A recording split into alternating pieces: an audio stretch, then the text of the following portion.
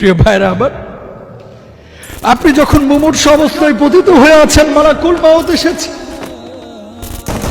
ওই স্ত্রী কোলা থেকে তাকিয়ে আছে, প্রাণের স্বামী সাজানো সংসার ভেঙে কোথায় চলে যাচ্ছে। ছোট্ট ছোট্ট বাচ্চাগুলো আপনার দিকে তাকিয়ে আছে, আব্বা কোথায় চলে যাও, কাকে আব্বা বলে ডাকবো, কে আমাদেরকে দেখবে।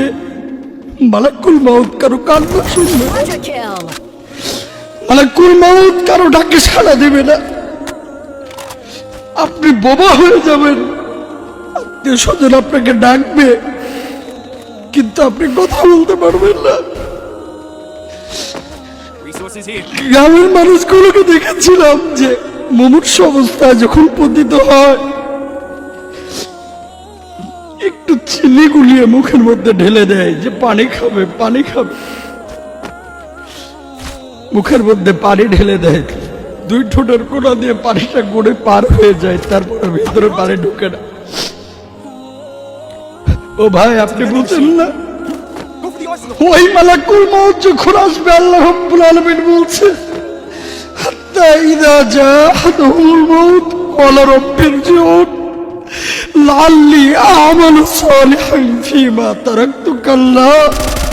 ও আল্লাহ, মালাকুল মউত এসেছে, আমি বুঝতে পারি না, আল্লাহ এবারের মতো সুযোগ দাও, দুনিয়ায় থাকবো, সৎ কাজ করবো, আল্লাহ এবারের মতো সুযোগ দাও। ও মালাকুল মউত, আমারে নিও না, আমি ভুল করেছি। ঠিক সেই মুহূর্তে মালাকুল মউত জবাব দিবেন না, তোমার 50 বছর, 60 বছর, 70 বছরের জিন্দেগি দেওয়া হয়েছে, তুমি আলোচনা শুনেছিলে জুমার নামাজে, একদিন তোমার এই পরিস্থিতি হবে, তুমি বুঝো নাই। কোরআন থেকে ইমামরা বলেছে, খতিবরা বলেছে, আলেমরা বলেছে, আল্লাহ বলেছে, কিন্তু তুমি সতর্ক হও নাই। আজ তুমি সময় যাচ্ছ, তোমার কথার কথাই কিন্তু আর সময় দেওয়া হবে না। ও ভাই, কে আপনাকে গ্যারান্টি দিয়েছে যে মৃত্যুর আগে আপনার জবানটা বন্ধ হবে না? আপনাকে কে বলেছে যে মালাকুল মউত আপনার যখন জানটা কবজ করবে আপনি ব্যথা পাবেন না? কে বলেছে আপনাকে? কেউ কি গ্যারান্টি দিয়েছে? একজনও গ্যারান্টি দেয় নাই। কত যুবক আজকে আল্লাহর ভয়ে কান্নাকাটি করে। আপনি একটা বয়সে পৌঁছে গেছেন, 45 বছর, 50 বছর, আপনার হৃদয়ের মধ্যে এখনো আল্লাহর ভয় জাগ্রত হলো না, মৃত্যুর ভয় জাগ্রত হলো না।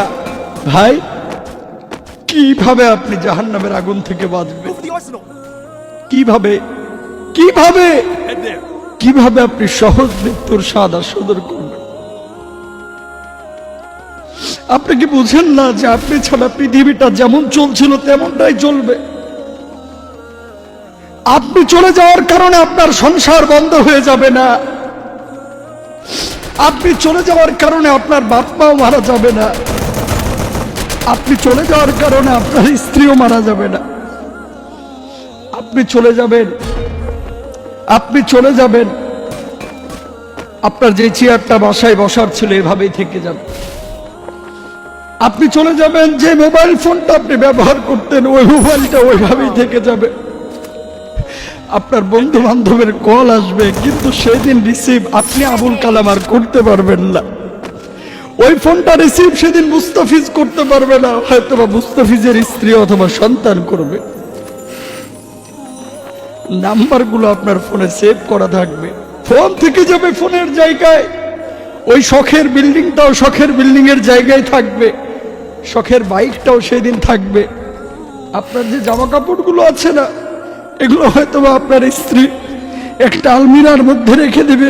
আপনার শরীর থেকে যেই ঘ্রাণটা বের হতো, আপনার জামা থেকে কয়েকদিন সেই ঘ্রাণটা বের হবে। এক সময় এই জামাগুলো চলে যাবে, এই জামাগুলো ফকিরের কাছে চলে যাবে, অথবা এই শরীরের ঘ্রাণটাও জামা থেকে সরে যাবে। পৃথিবী থেকে আপনি নিঃস্ব হয়ে যাবেন, শূন্য হয়ে যাবেন। যখন আপনি রান্না বান্না করেন লাকড়ি দিয়ে, খড়খুঁটা দিয়ে, অনেক সময় সেটা ভেজা থাকে, জ্বলতে চায় না। ওই লাকড়িটাকে তখন ইন্ধন দেওয়ার জন্য আপনি কেরোসিন ঢেলে দেন, ঠিক কিনা? যখন আপনি কেরোসিন ঢেলে দিচ্ছেন, যখন আপনি কেরোসিন সেখানে ঢেলে দিচ্ছেন, কেরোসিন ঢালার সঙ্গে সঙ্গে দাও দাও করে জ্বলে উঠছে।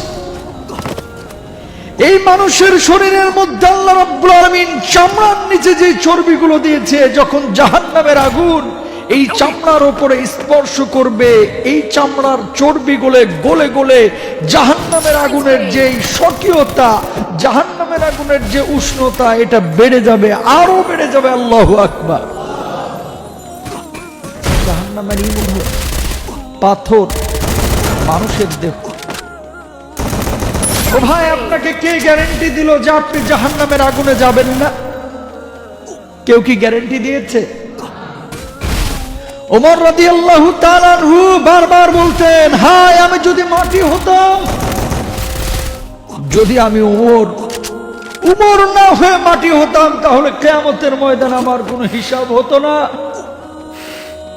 আবু বকর বলতো, হায় আমি যদি একটি গাছের পাতা হতাম, তাহলে কতই না ভালো হতো, আমার কোনো হিসাব হতো না। এই আবু বকর ওমর তারা দুনিয়াতে থাকতেই জান্নাতের সার্টিফিকেট পেয়েছে। আল্লাহ রাব্বুল আলামিন তাদের ব্যাপারে বলেছে, রাদিয়াল্লাহু আনহুম ওয়া রাদু আন।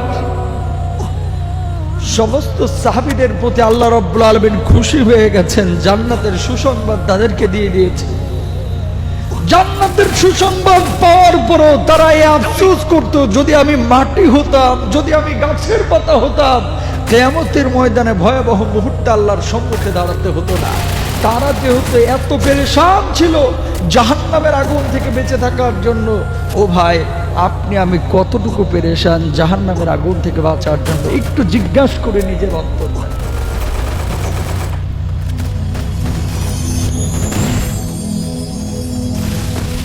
Rose TV 24.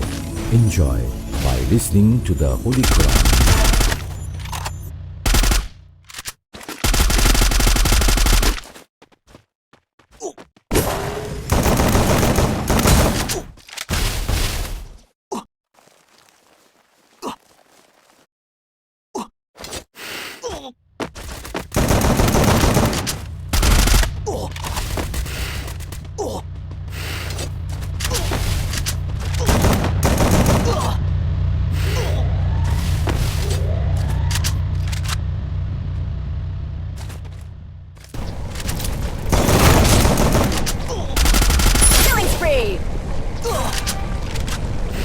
Head there.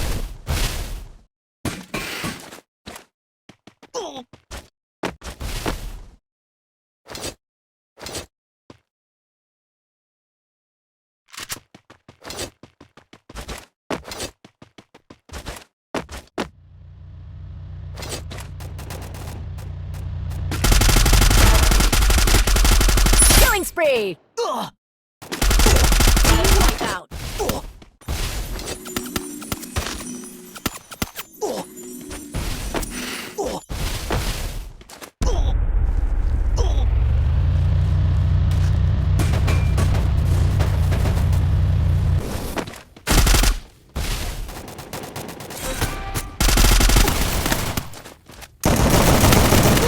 Help me!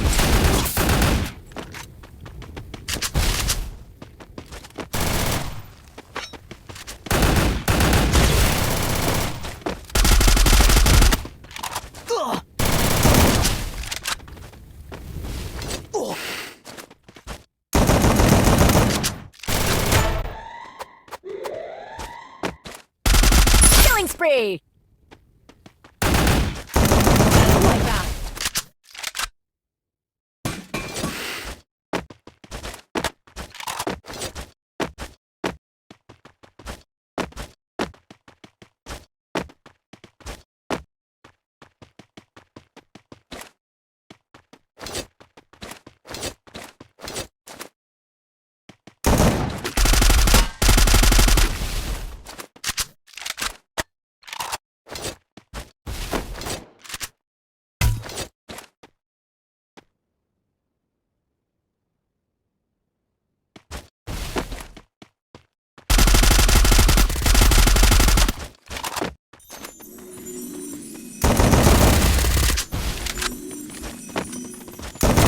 Wipe out.